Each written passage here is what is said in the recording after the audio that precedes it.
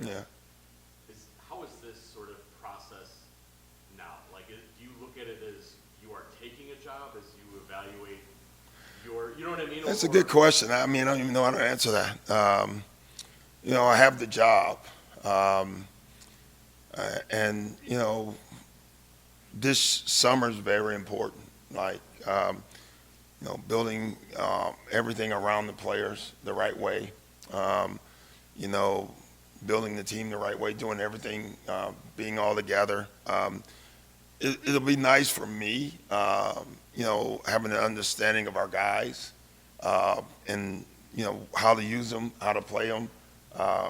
So, yeah, there's some advantages to this for sure. How tough was it to know exactly what it is that you have when there were so few games that you coach for the team? Yeah, listen, I would have loved to have the opportunity. I took a job when we were going in the hardest part of the season, and then we just wasn't healthy. There's nothing you can do about it. Like, I think we had 5 games with those guys, huh? I think 6 full. 6 full games, right? So, I mean, that is what it is. There's not a lot you can do there. That's what we talked about upstairs. I've had my exit meetings with Giannis and Dame already. And that's the first thing they even brought up. He said, Coach, we would have loved to have been able to work together. We like what you were trying to do. We just never had a chance to do it. We talked about how to navigate through those situations if they arise again. I asked them more practice time, even though it's in the middle of the season. So that part, the continuity part, was very difficult this year to get any continuity for them, and they all understand that. Do you feel you have the nucleus, though? Yeah, I think our key guys are our key guys. Uh, it's too early for me to say that around those guys do you need change. Well, we didn't win it, and so there's always going to be changes, but it's too early right now for me to evaluate that. I think one of the things that make Giannis great over the years is year over year he gets better. Yeah. When you kind of sit down with him and think about offseason, what kind of stands out to you as ways that Yeah, I won't go into what we told him he needs to get better in, but we had a good list. Um, a lot of times players just want to know exactly where you're going to use them. And it's interesting. Dame and Giannis brought that up. Like Dame really, and his thoughts said, Coach, I was never in the shape that I needed to be in. I had to wait all summer because you're scared to play when you know you're about to get traded. You don't want to get injured. And he says, so it was my worst off season I've ever had. And he said, I'll guarantee you next year you're going to see me in the best shape you've ever seen. He said, that's number one. It's the first thing he walked in and said before I said it, because he knew I was going to say it. So he beat me to the punch. And with Giannis, it was the same thing. Hey, you start using me in these different places. And he pointed to exactly one place that he loved that we used him at. Are we going to do that more? And I said, no, we want to do that all the time. And he said, then there's something I did early in the year when I first got here he loved, and then he asked me why I went away from it, and I just told him no practice time. We didn't have enough time. So you liked it, but the other guys couldn't run it. So to me, I had to make the choice to just take it away.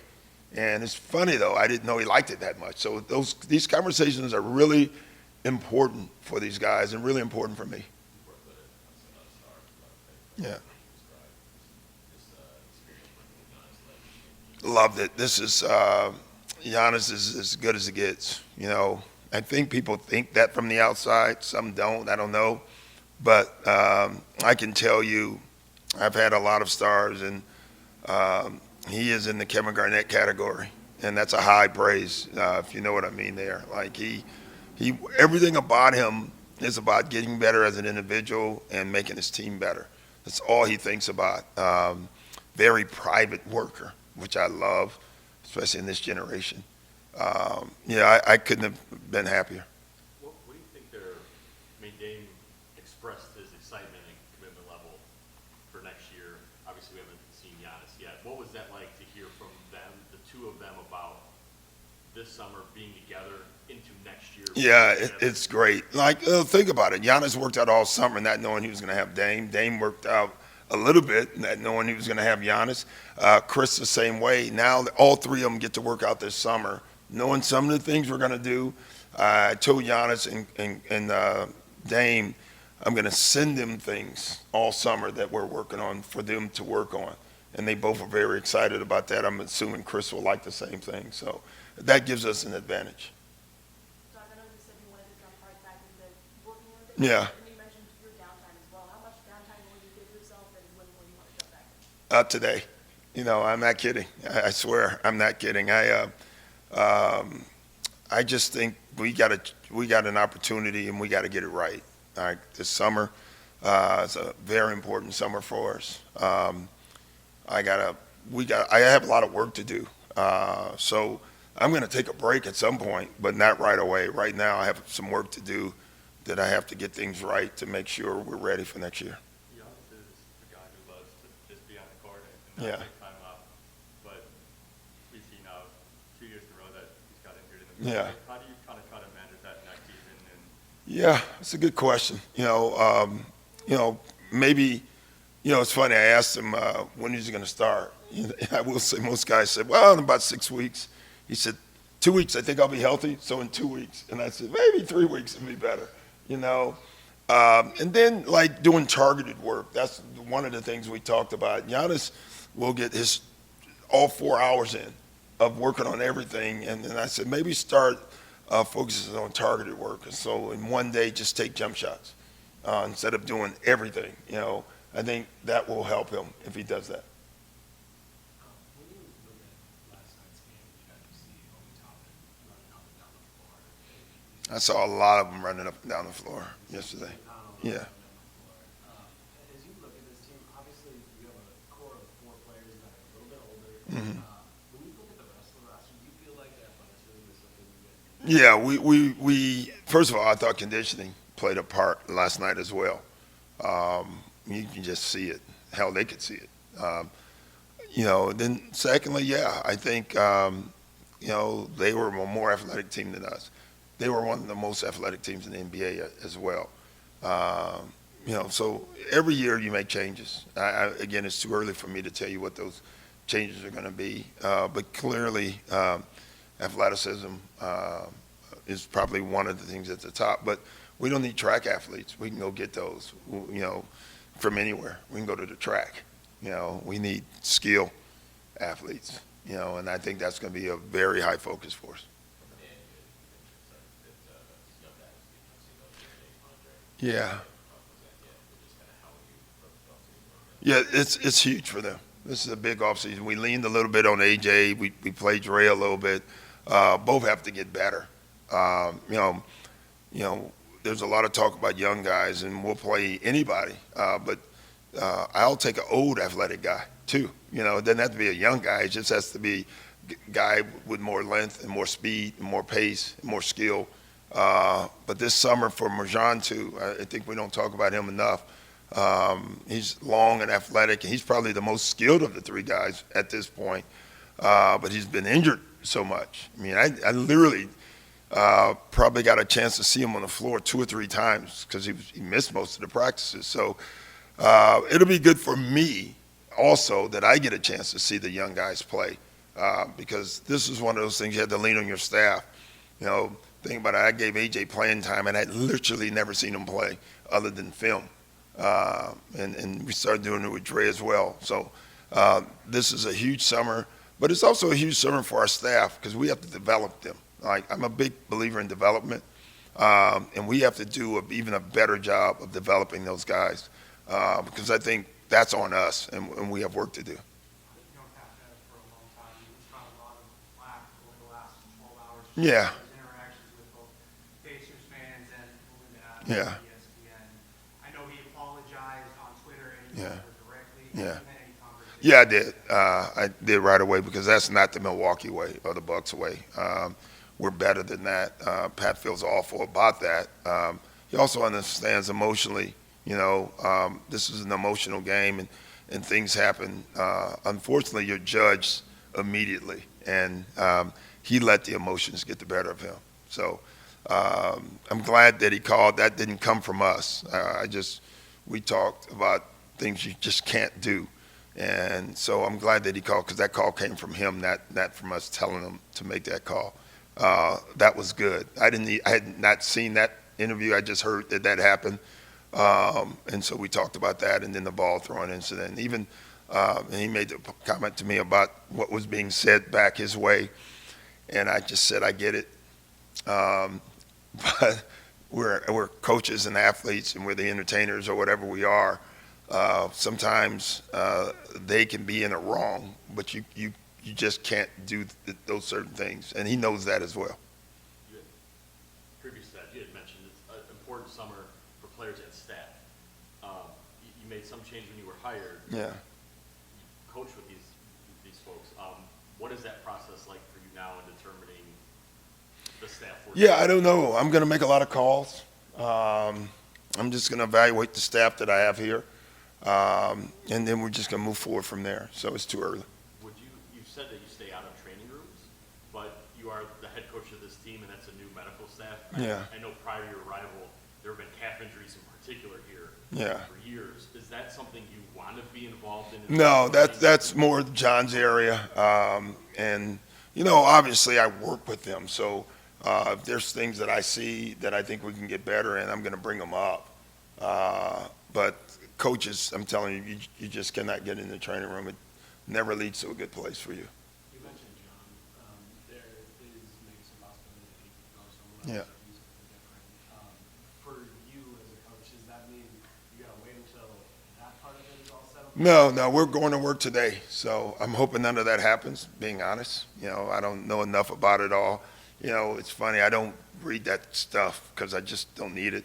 But it's out there. And that's something John will probably have to answer at some point. But I'm expecting John to be here. I really am. Was Giannis' injury, would he have been available later in the playoffs? Yeah, he was close. I mean, he was really close. I don't know if he would have made Game 7, honestly. I think it would have been to the deadline. And in retrospect, I don't know if Dame should have played last night. He was fine. And I just love that he had the clearance to play for sure. He couldn't hurt himself. But you can see it took late into the game almost for him to get any rhythm. I just love the mentality of both of them. I mean, Giannis was doing everything. You have no idea the work he was trying to do to get back on the floor. And that's from a coaching perspective. And his teammates, they all saw that. We talked about top of the roster, those four guys. Yeah. We talked about the young guys. In the middle, there's a number of veterans. Just what do you see from those guys? Yeah, listen, it's too early for me to make a comment on it. I mean, Brooke and Bobby and Pat Connaughton and those guys, they were fantastic overall. But Pat struggled with injury this year as well, calf. I think it was calf, right, or similar. So, yeah, I mean, we just got to evaluate all that for sure. Do you kind of just look forward to just having the time where obviously going into the year, you were sure coaching with ESPN, and then the middle season, you're not coaching, trying to implement. Yeah, I mean, listen, I work all summer when I have a job on our team the following year. This summer, I worked on my short game this past summer, and it got worse. My putting was excellent, but the last thing that I thought of this summer and in all half the year was coaching the Milwaukee Bucks. Didn't know I was going to do that. And as I said before, I had no plans on coaching this year, like zero. I told everyone there's no way possible that I was going to coach this year. But then this opportunity came up, and the thought of coaching those three guys in this city, this city played a big part in it for me. It really did. People don't get that, but it did. And so now I'm here, finally found a place to live in, and now this summer I can think about building this team and getting them right. I believe in this team. I really do. I think we have, our window is still very much open. But we got to get it right, and this summer is going to be huge. About that though, Doc, do you learn anything about yourself as a coach in this process coming to town and coming in mid-season with this team? I learned that coming in mid-season is hard. That's something I've never done. and how valuable your staff is as well, like just having those guys around you. Um, yeah, you always learn. Like you got to keep learning as a coach, and in ways using different players. Like I've never had like a Dame type player, and I really thought there's areas that we didn't do that we could have done that have made them even better. Always working on team building. How can we get those three guys connected off the floor? Like because they were injured. I kept telling my staff kept saying, well, how can you get continuity if they're all injured? And so, I thought, oh, maybe there's a way off the floor. I don't know that way. I'm telling you, being honest. But maybe there were something we could have done different to just connect them off the floor more so it'd be easier on the floor. So I don't know, but you just keep learning. You mentioned, being able to set guys clips and just have conversations. Yeah. Maybe what are some other ways that you can, that the off season is beneficial at having a full off season with all these guys? Well, just connecting with them, monitoring what they're doing and what they're working on, sending them clips from the good and the bad, and for them to evaluate, being able to talk to them one-on-one more about what you sent them. But the most important stuff is the sets and stuff that you're going to run, giving it to them long before camp starts. Because it's easy for a star player to understand what he can do. It's better when he understands how he can make everybody else better through those sets. And I think, especially in Dame's case, I think that'll help the most. On January 26th, the expectation was to win a championship. Yeah. And today it's an exit interview Yeah. for the first round. Obviously, a lot happens in between. Yeah. But so how do you wait? Like, is it inherent disappointment because at that moment it was to be? Yeah, listen, when you put yourself in the category that you want to win a championship, then there's, as I told you before, I think I said this to you, there's either a happy landing or there's a plane crash. There's no in between. Now, obviously, with the injuries, there's nothing you can do about that. Like, we were not going to win with our injuries, right? But that still doesn't mean you're not just as disappointed, because you are. You don't have a lot of opportunities to win titles. You just don't. There's players and coaches who go through their whole career and never have an opportunity. This one, because of injury, was taken away from us more than we lost it. Next year, we hope to be healthy and we can go after it. That's, but still disappointed. How do you try to manage that going forward? I know when Greg was here, you talked about we win by 10 and the guys would be locked in. I wish it was like that. Yeah. The expectations for this team this next year, if you're contending again, that's 7 years in a row. That is an incredibly long time. Yeah. in the NBA. It's a long window. Just managing expectations, making Yeah, sure. I don't manage. One thing I manage as improving. I never manage the score. We lose by one, or win by one. We can lose by one, and I think, man, we played great. Or we can win by 20, and I can be completely upset. Like, it's all about, in the regular season, improving. I could care less about the score, at least for me. And that's one way to get your guys to know it's not about the score, it's about getting better and getting ready for the playoffs. I think that's the best way to manage it. But knowing your job, like the reason we're getting better is because we want to win it. We can do a lot of winning, but you want to be the winner. And unless you're the winner, nothing else counts. That's a hell of a goal to set. And it sets you up for failure, but it's worth it. You mentioned some of the ideas of team building. What is your typical offseason like? In the past, some coaches in front office have gone to Greece to visit Giannis for a while. I don't know if Dame likes. Of course they go to Greece. I'm doing that 4 or 5 times. No good golf there that I know of, but the good beaches, good food. No, I do it all. I typically go visit guys. I love when they come visit me, and and that for a lot of reasons. And they often do that because I'm in LA a lot, so people come there. That's what the whole NBA works out. I try to get 3 and 4 guys together. I often do it with no coaching allowed. Like, no coaches can go. They just, 4 guys go and work out. We try to provide the gym space for them. We'll try to get our whole group to go somewhere at some point this summer. We can't set it up, but we can communicate it. So I think all those things are important.